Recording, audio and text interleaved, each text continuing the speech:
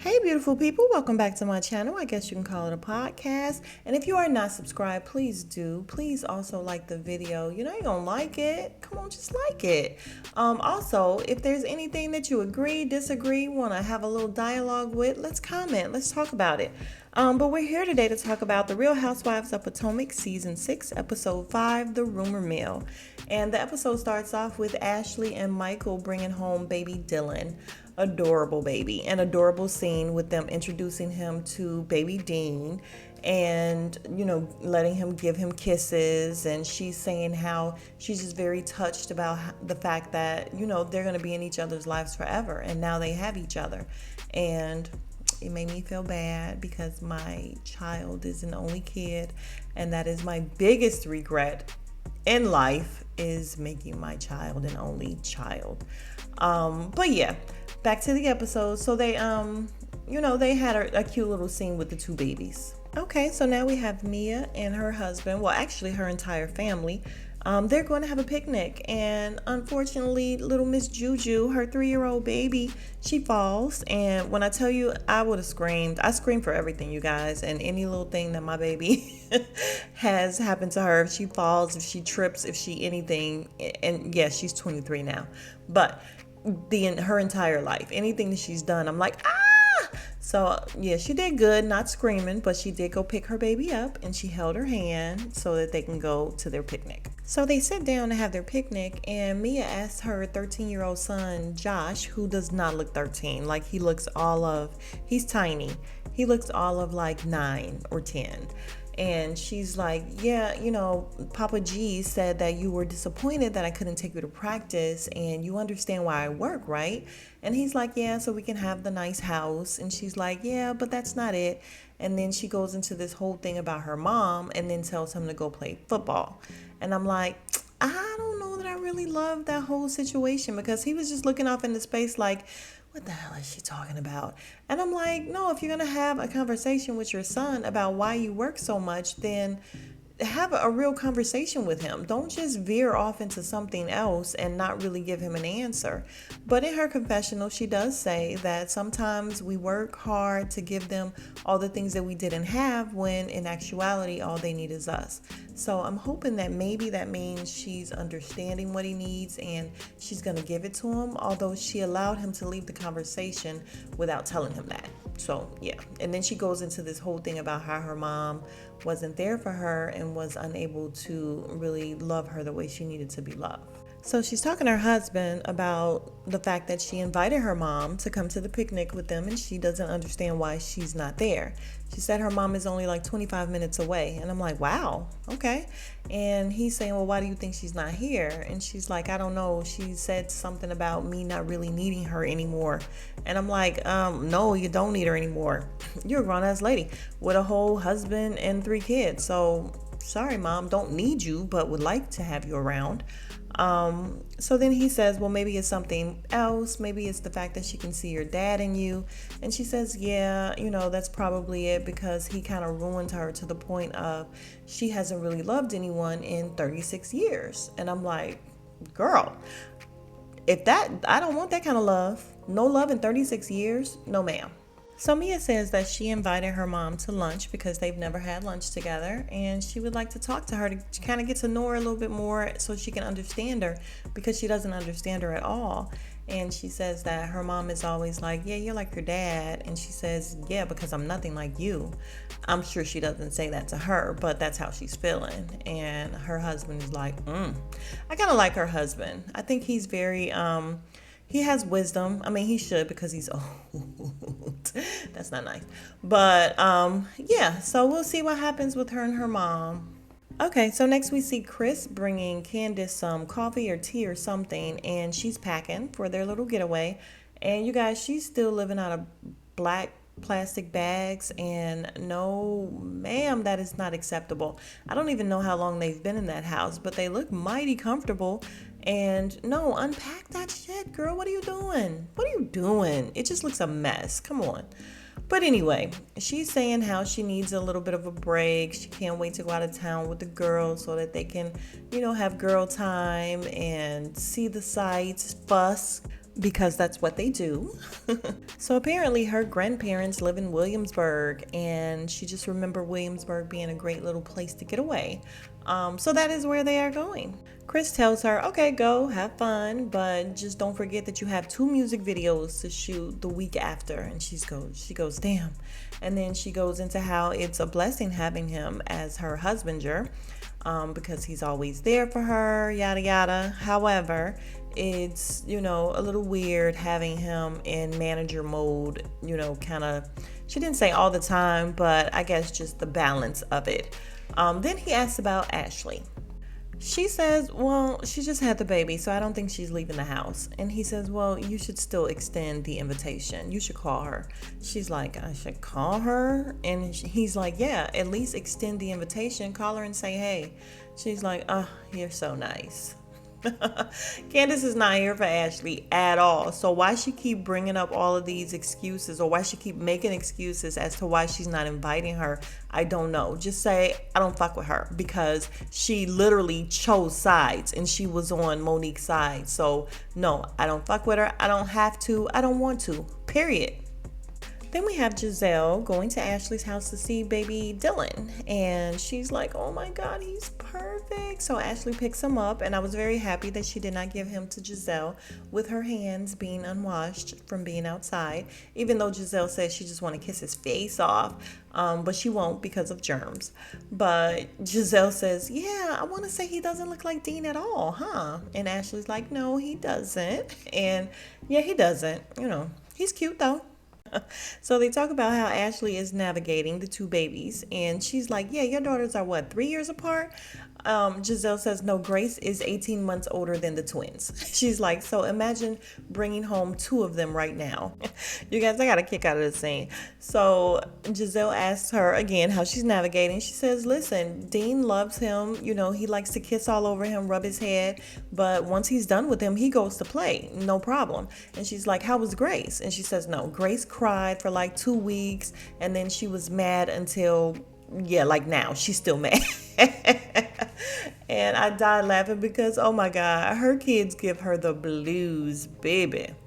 So while Giselle is telling Ashley about what happened at the Pajama Jammy Jam, little Mr.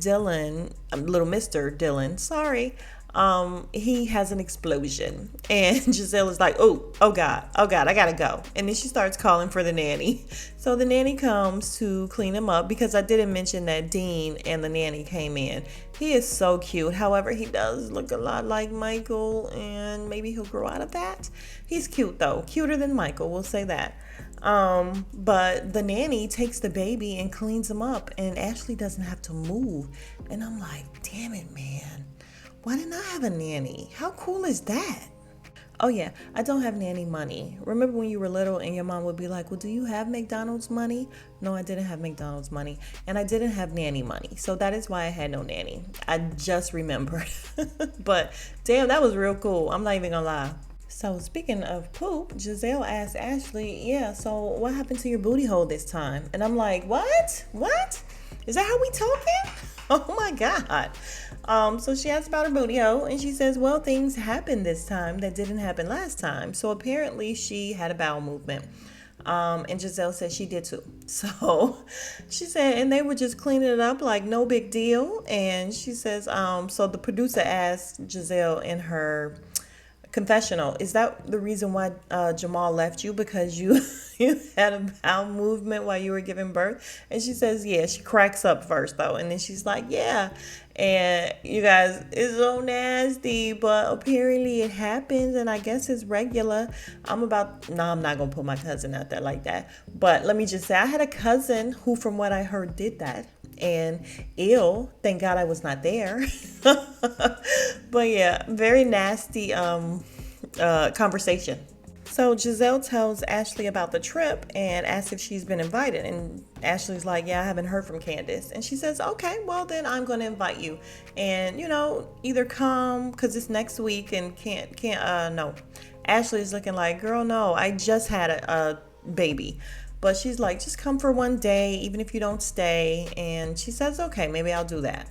So again, the producer asked Candice in the confessional, why didn't you invite Ashley? And she's like, girl, it just slipped my mind. My hair wrap, because apparently that is a silk head wrap. That blue thing that's on the top of her head looking a fool is a head wrap.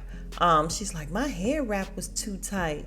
And again, Candice, just stand on your shit. If you don't like her, you don't like her. Just say it. You sound crazy. So then Giselle is telling Ashley about what happened at the party and the fact that Mia walked up to her and said, listen, I want to have a clean slate. Let's try again. And she says, yeah, me and Robin are going to go out for drinks with her. We're going to, try to start over and talk to her. And Ashley's like, well, what are you trying to get out of it? Great question, Ashley. Great question. And she's like, yeah, I just want to know how she came from Annapolis. Does she mean Indianapolis? Where's this girl from? I don't know. But she's like, how she got from there to, where she is now, and tell my kids that that's what you don't do. And I'm like, so basically you're just trying to shit on her. You're just trying to make fun of her and be shitty. And that's what you want to do. And you're proud of that. Like, come on, Giselle. I thought you were getting a little bit better this year. Like, I haven't been super irritated with her this year, but her and Robin, I swear to God. So then they get to Wendy, and she says, yeah, Miss Wendy came walking in and she barely had anything on. She had on these shorty shorts and her boobs were all out. So she tells Ashley, I don't want to call Wendy new and improved. I just want to say new Wendy who likes to talk about her tits and her ass. And Ashley's like, yeah, that's very contrary to her. And Giselle is like, yeah, it's just not the Wendy that we met. This is totally not the woman that we met. So Ashley says, yeah, we met her as the professor, and now she's Miss Wendy if you're nasty sort of thing. And Giselle says, yes, yes. And I too am like, yes, that's what it is exactly. Okay, so then Giselle says, there's this rumor that Eddie has a side girl, and then they start showing all these headlines of Eddie having a side woman and a side baby. And she's like, so could it be that she knows about this rumor and she's trying to overcompensate? And she's like, I don't know. So in her confessional, she's like, yeah, I don't really like to discuss the rumors and the madness that's on Twitter and social media, and I'm like, yeah, but. So Giselle says, yeah, I think that, maybe because of the rumors, she got the tits in the ass. And Ashley says, I don't think that she would succumb to that really. And Giselle says, I don't know. We'll see how it plays out. However, I will talk to her. And Ashley says, good, because I think if anyone would bring her the information and she would take it well, it would be you. And I'm like, really? Why? How cool were she and Giselle last year? I know they were all right, but were they that cool that she wouldn't be offended? We saw the previews to next week, so yeah. So now we're at the house with Wendy and her family, and she is in a room trying to record a session, and her family is out there making so much noise. And you guys, I don't understand why they had to be right there where she was. If he knows she's in there taping and she's taking care of business, in essence, whatever she was doing, whatever it was for, it was business. Why not take them somewhere else? But then when she was done and came out, he had the kids go downstairs to play. And I'm like, what the hell? Why couldn't they go downstairs to play while she was in there trying to take care of business? Come on. So Wendy comes out. She tells him that she's tired. He's like, well, you look good. And she says, it's funny that I was doing my lecture and I have on my big hoop earrings and half my shoulder out. And he's like, so this is how you want to present yourself? And she's like, well, kind of, yeah, because this is who I am. She's like, I'm a professor, but I listen to trap music. And she's like, I'm a commentator, but I curse like a sailor. She's like, so, I just want to be who I am. And you know what? That put a lot in perspective for me regarding what's going on with Wendy. She's totally different from what she was last season. And I think she got a lot of shit for the whole I have 29 degrees and all that. And she doesn't want to come off like that. Excuse me. But she's trying to be, I don't know, is this more of herself she's trying to come out? I would like for her to be able to just be herself, even though I just don't like her. I guess if this is the new Wendy and this is her being herself, I didn't like the old her. I don't really like the new her. But I do understand wanting to be yourself and just be out there and do your own thing. So they're talking, and Eddie is telling her how, you're putting so much on your plate and you're not taking anything off. So basically, she is burning the candle at both ends. And he's like, so you can't give me 100%, you can't give the kids 100%. And in the middle of him telling how he feels, she says, I want a cookie. And he just looks like, okay. So she asks him, well, are you happy? Are you satisfied in all of your goals? And he says no. But I do understand that if I want to do X, then I'm going to have to drop off Y and Z. And he's like, but you want to do all of it and just take everybody with you. Lord, y'all. He then starts asking her questions about her business. And he's like, okay, so you have the name.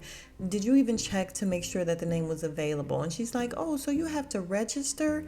And she's playing so stupid. And I'm like, not Wendy with the 10,000 degrees. Come on. You are not this. You're not a dingbat. You know what you have to do in business. But then again, she doesn't, because everything he's asking her, she has no idea that she needs to do, or she's just not done it.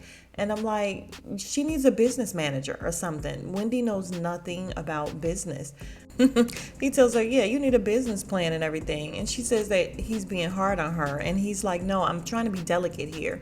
And he's like, you need a business plan about the financials. You're not just going to keep coming out of pocket. And she says, no, I'm coming out of your pocket. And he says, well, see, you need to go over financials because my pocket's been closed. Yeah, I like how cool he is with it. Okay, so she then admits that maybe she bit off more than she could chew. And she said she's not willing to walk away from it, though, because she's not willing to walk away from her dream. And that's the end of their scene. So we'll see what happens with Wendy and her candles. So then we have the sit down that we've all been waiting for. Here's the cocktails with Giselle, Robin, and Mia. So Giselle and Robin gets there. Robin comes in and Giselle asks how she's doing, and she's like, oh yeah, I'm good, except for my crotches, hurting from the bodysuit. And I'm like, girl, you are suffering for nothing, because that bodysuit is hideous. Like, you could have put on a different shirt, ma'am. It's just not cute. I'm sorry, Robin. So Mia gets there and she apologizes profusely for being late, and they tell her it's okay. So Mia has on this little sequin gown. It's not a real gown. Like, it looks like a mini skirt type dress, or mini dress to me. It didn't look like a whole gown. I don't know. I guess we didn't see the whole thing.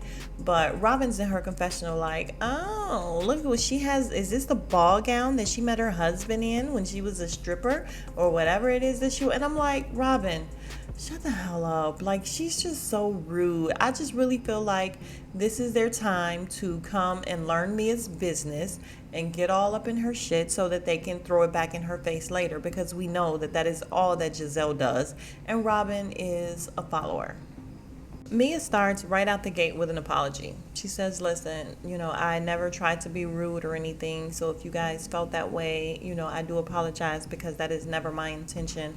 I'm not trying to be like that with you all. Through the gate, like just out the gate with an apology. I respected that. So Giselle tells her, okay, we just want to meet on a clean slate so we can kiki and move forward and start from there. And she says, okay, good.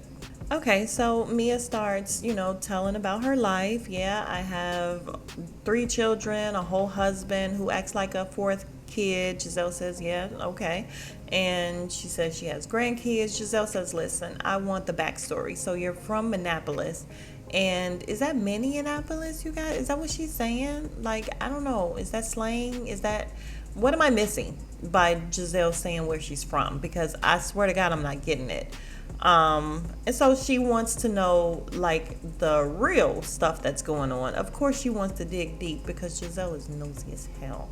Mia says, the first thing I want you guys to know and understand is that I grew up in the foster care system. She says that she grew up with her father, and he was abusive to her stepmom. She came downstairs one day. Her stepmom had blood all over her head. There was glass everywhere. I guess she was trying to stop her dad, and he pushed her into a TV. She had glass and cuts all over both her arms, and one of her classmates saw her bleeding through her shirt and told, and she said she never went back, after that. She says she and her mom hasn't been in a good place or been close until recently. She says her mom has been clean for 10 years, so kudos to her mom. So Robin asks, well, was your mom like in the street? What was she doing? And then she says no judgment. And I'm like, all judgment there. It's all judgment with her and Giselle. I'm sorry. And then later on in the conversation, Giselle says as well, no judgment. And I'm like, you guys do nothing but judge. But Robin did share something very personal as well. She says, no judgment because Juan's parents did pass from AIDS due to heroin use. And then we learned that Mia's dad also passed from AIDS and heroin use. So it was a touching moment. Hopefully they won't bring this back up and kind of, use it against her because we know Robin and Giselle. So Giselle tells her, okay, no judgment here, but you are a real testament. The fact that you came from what you came from and now you're sitting here in your fur, and she's like, faux fur. And Giselle's like, yeah, but, you've made it pretty much. Like, from where you came from, you beat the odds, so that's a good thing. And she's in the confessional and she's saying, listen, Mia has been through it. She's a real person.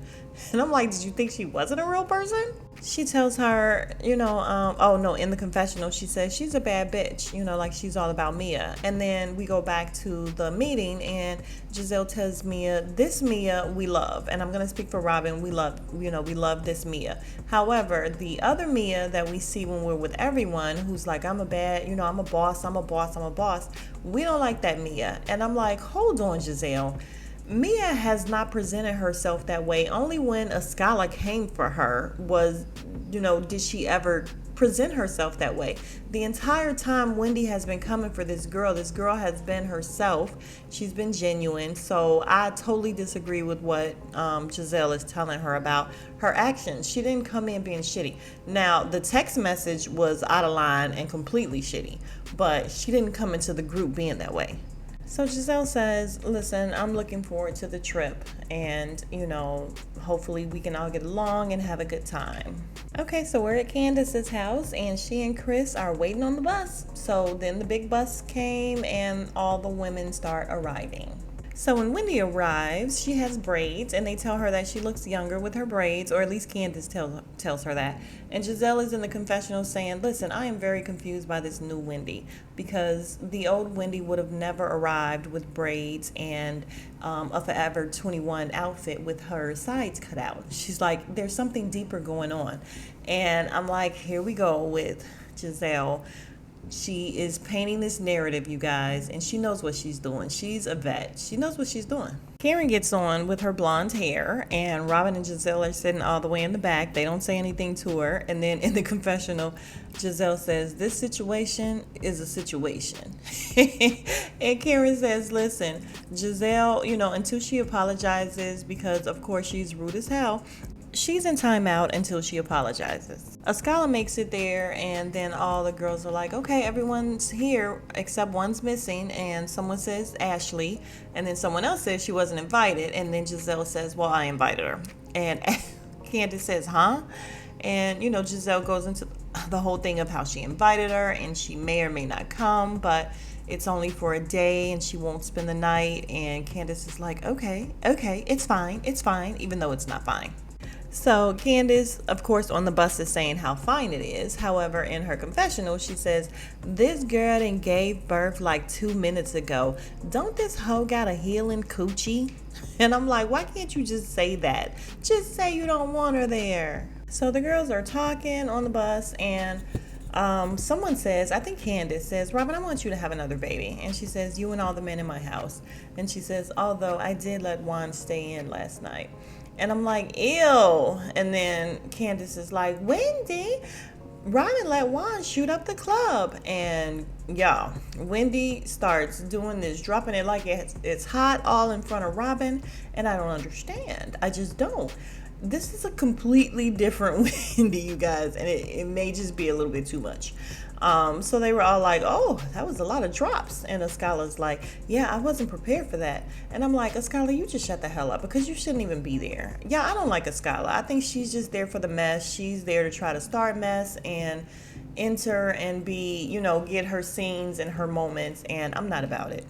They're talking about getting on the pole, and Robin says, Mia, you need to demonstrate for us. And I'm like, see, Mia, they are not your friends. Do you see the shade, the rudeness? Like, Robin ain't shit.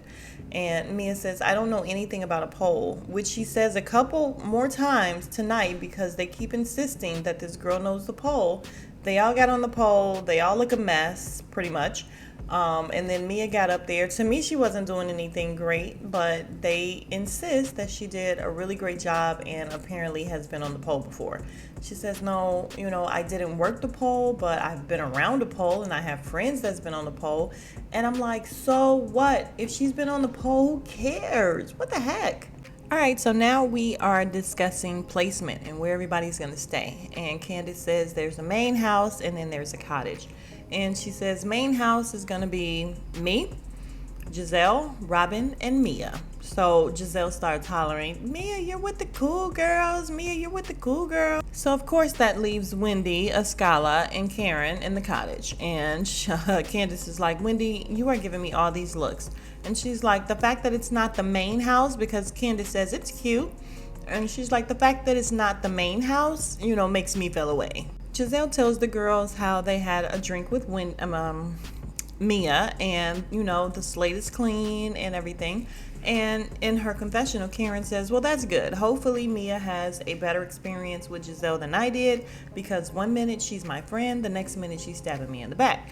And then Candice says, well, there's something else. You have to leave early, Karen. And she says, yeah, because I have to go and get the ambassador or whatever it is she's getting to her hometown. And she says she already asked Mia to go, and then she's asking Wendy to go as well. And Wendy was, very honored. And I'm like, why do they have to do that there? I mean, I guess for the TV, but we don't have to be like, oh, I'm just inviting you and you. What's the point of that on the bus? Giselle doesn't care, though. She's like, go have fun in that town, but don't blink because you'll miss it. So they make it to the estate, and it's beautiful. They all go through, and they're picking rooms, and what's her name? Mia likes a room on the second floor, and Candice is like, well, if you like it, you can have it. She says, put your shoes or something in here, and apparently Barack Obama stayed there. So then they start eating some hors d'oeuvres or appetizers. How about that? Karen and Giselle are kind of standing next to each other while they're getting their appetizers. And in the confessional, Giselle says the little tiff between her and Karen has gone too far because Karen continues to lie on her.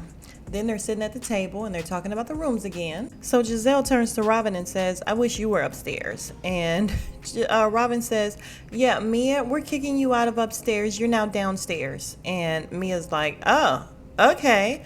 And then she kind of plays it off, even though she had this face. But she's like, oh, if you would like the view, that's fine. That's fine. And I'm like, ugh, see, you just can't trust those two.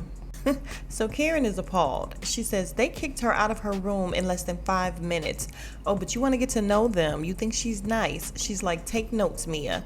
And then Candice turns to Mia and says, you let them bully you? And she's like, no, if they want it, that's fine. And Giselle is over there like, she doesn't care. She doesn't care. So Giselle says, I want this trip to be fun. And she says, so would anyone else like to apologize to anyone else? And Escala's like, are apologies due? And I'm like, yeah, you don't know because you don't belong here. You don't even know the backstory of none of this, girl. Hush your face. And Karen says, oh, are you talking to me? She says, I'm waiting for an apology from you. And Wendy says, drama. So Giselle goes on this whole thing about how she needs an apology for her attacking her family. And Karen says, listen, if Giselle really wanted to apologize to me and squash this, then she would come to me woman to woman. But she needs an audience. She needs to put on. So Wendy says, are you talking about Giselle, talking about Ray dying? And she says, yes, but I'm not going to get into it.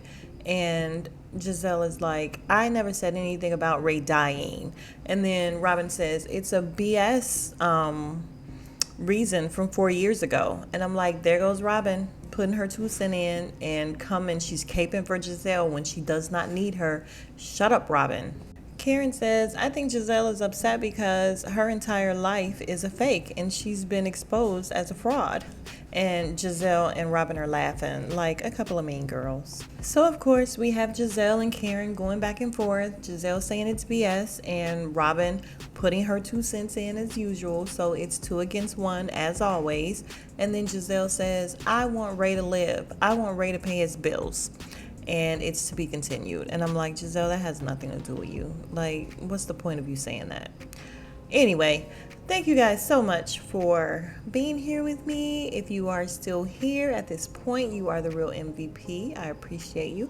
Please don't forget to like, comment, and subscribe. Subscribe. I appreciate you guys. I will see you for the next video. Smooches.